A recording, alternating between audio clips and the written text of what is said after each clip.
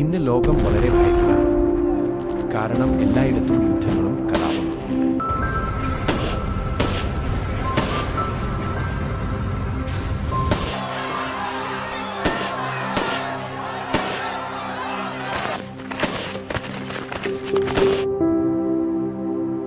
ഇത് ഒരു പുതിയ കാര്യമല്ല.